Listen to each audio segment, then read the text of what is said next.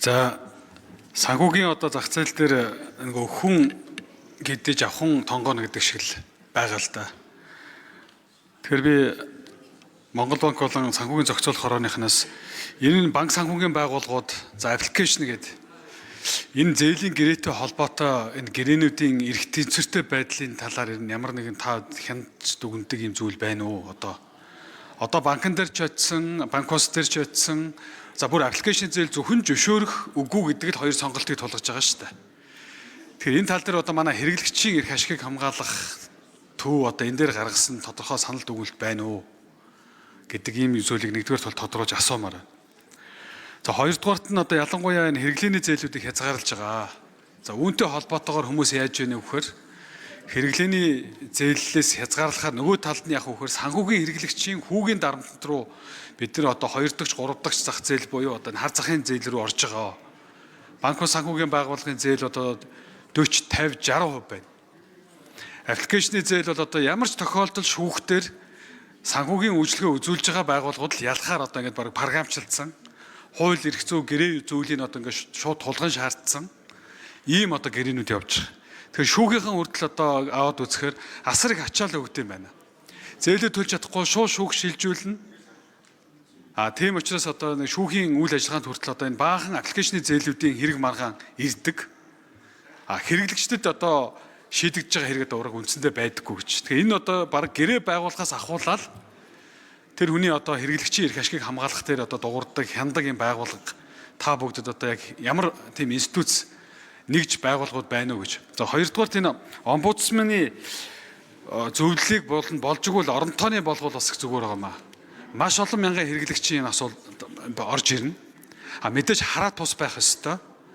Тийм учраас эргээд нөгөө байнгын хорогоор бас томилчхоор янз бүрийн одоо төлөөл орж ирээд бүр цаагаараа одоо нөгөө санхүүгийн үйлчлэгээ үзүүлэгч байгууллагуудын төлөөлөл мөлөөл гэж байгаа энэ лоббиг ороод одоо эсэргээр юм болчих үедээ гэдэг зүр яг би бол санаа зовж байгаа.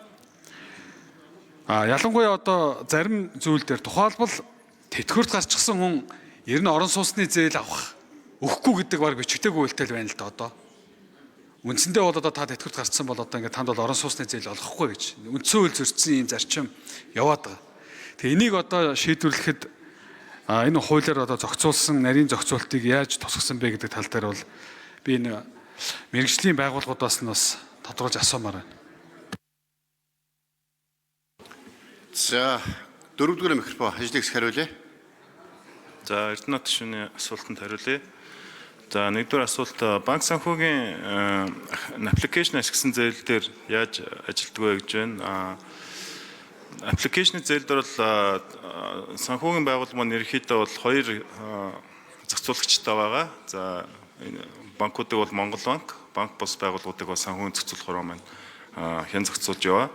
За энэ хэн зохицуулалтын хүрээнд бол аппликейшны зээл дээр бол Монгол банк иргэдийн өргөдөл гомдлыг бол өөрсдийн шугамар болгож шийдвэрлэж бол явдаг. За мөн санхүүгийн зохицуулах хороо ч гэсэн маань өөрсдийнхөө шугамар өргөдөл гомдлыг бол шийдвэрлээд бол явж байгаа.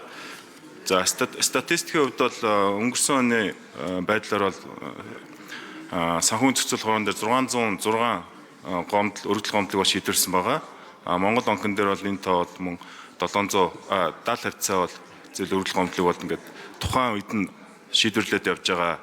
За хоёрдугаар асуулт бол хүүгийн дарамт их байна оруулж байна гэсэн бол асуулт байна. За яг энэ хуулийн хүрээнд бол бид бүхэн бол гэрээний энэ үйлчлэгээний стандартууд одоо оруулж ирж байгаа. За тэгээ энэ дагуу бол ерөнхийдөө бол банкуд өөрхөн хүү шимтгэлэн үйлчлэгээнийхээ